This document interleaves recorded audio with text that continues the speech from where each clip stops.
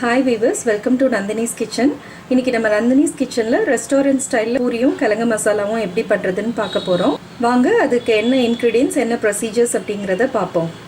முதல்ல நான் பூரிக்கு மாவு எடுத்து வச்சிருக்கேன். மாவு பிசைஞ்சிக்கலாம்.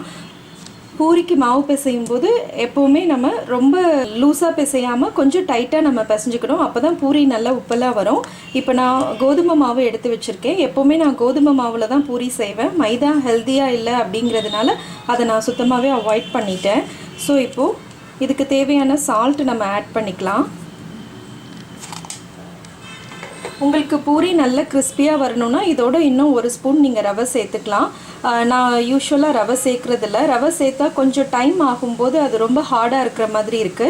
அதனால நம்ம உடனே சாப்பிடுறோம் அப்படினா இந்த கோதுமை மாவு, உப்பு and இதுக்கு தேவையான தண்ணி மட்டும் நம்ம mix பண்ணி நம்ம பூரி மாவு கொஞ்சம் டைட்டா பிசைஞ்சாலே நல்லா உப்பலா வந்துரும். இப்போ நான் மாவு பிசைஞ்சிடுறேன். இப்போ நான் பூரிக்கு மாவு பிசைஞ்சிட்டேன். சோ நீங்க பூரி மாவு பாத்தீங்கன்னா உங்களுக்கு இந்த அளவுக்கு இருக்கணும். கொஞ்சம் நம்ம எடுத்தோம்னா டைட்டா இருக்கிற மாதிரி இருக்கணும்.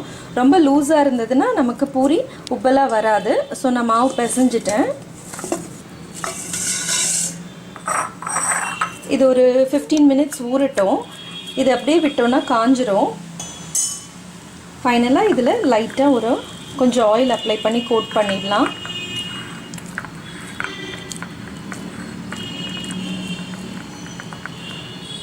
இப்போ வாங்க நம்ம பூரிக்கு கிழங்கு மசாலா எப்படி பண்றதுன்னு பாப்போம். இப்போ நம்ம கிழங்கு மசாலா செய்வோம். ஆயில் சேர்த்துக்கலாம்.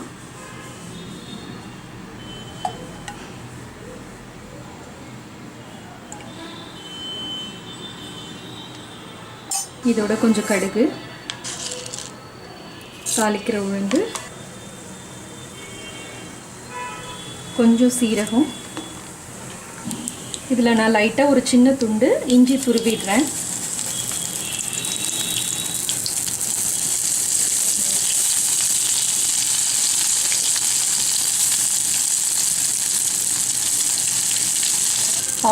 ஆனியன் இதுக்கு கொஞ்சம் நிறைய போட்டா தான் நல்லா இருக்கும்.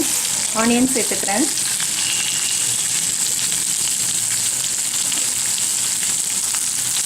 கருவேப்பிலை,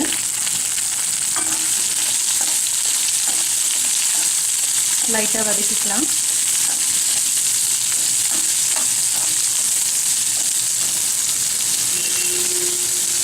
நான் 2 பச்சை மிளகாய் சேர்க்கிறேன். உங்களுக்கு காரம் கூட வேணும்னா நீங்க இன்னும் சேர்த்துக்கலாம்.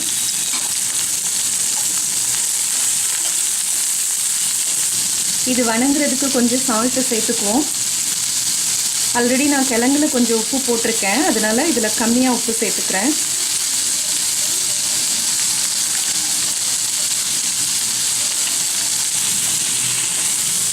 இதுக்கு ரொம்ப ஃப்ரை ஆகணும்ங்கிறது இல்ல. லைட்டா ஃப்ரை ஆனாலே போதும். கொஞ்சம் மஞ்சள் தூள் சேர்த்துக்கலாம்.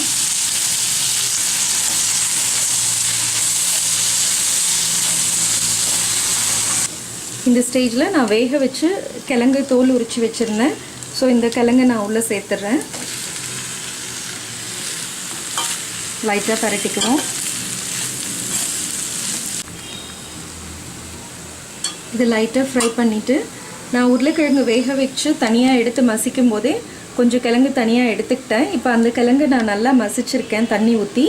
சோ அதை ஆட் பண்ணிடலாம். இது எதுக்கு அப்படினா நம்மளோட கன்சிஸ்டன்சிக்கு.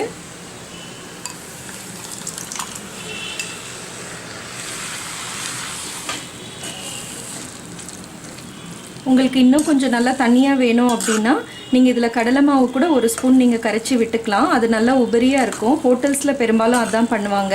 நான் வீட்ல பண்றதுனால அந்த கடலை மாவு டேஸ்ட் எங்களுக்கு பிடிக்கல அப்படிங்கிறதுனால நான் உருளைக்கிழங்கு எடுத்து கொஞ்சம் மசிச்சு இதுல ஆட் பண்ணிட்டேன் நானு. இப்போ இது கொஞ்சம் ஒரு 10 நிமிஷம் வேகட்டும். நான் இப்போ இத சிம்ல வச்சு வேக வச்சிட்டேன். இப்போ சரியா இருக்கு. நான் ஃபைனலா கொஞ்சம் மல்லித்தலை தூவிடுறேன்.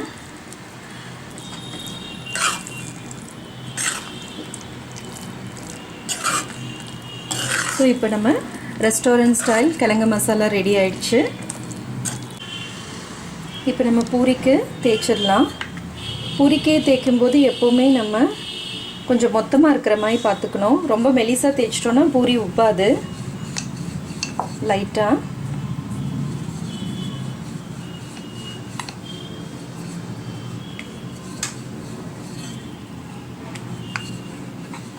அவ்வளோதான், போதும் இது.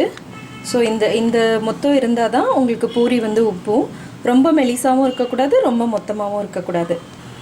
நான் பூரிக்கு எண்ணெய் வச்சுருக்கேன், எண்ணெய் காஞ்சிட்ருக்கு. மாவும் தேய்ச்சி வச்சுட்டேன். இப்போ நம்ம ஒவ்வொரு பூரியாக போட்டு எடுத்துடலாம்.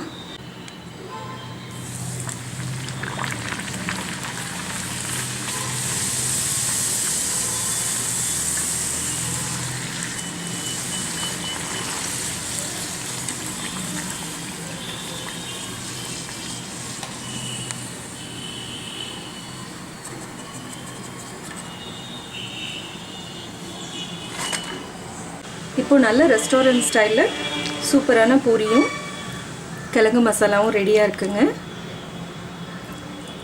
இது நீங்களும் ட்ரை பண்ணி பாருங்கள். உங்களோட ரிவ்யூஸ் அண்ட் கமெண்ட்ஸை நீங்கள் போஸ்ட் பண்ணுங்கள். தேங்க்ஸ் ஃபார் வாட்சிங். Thank you once again.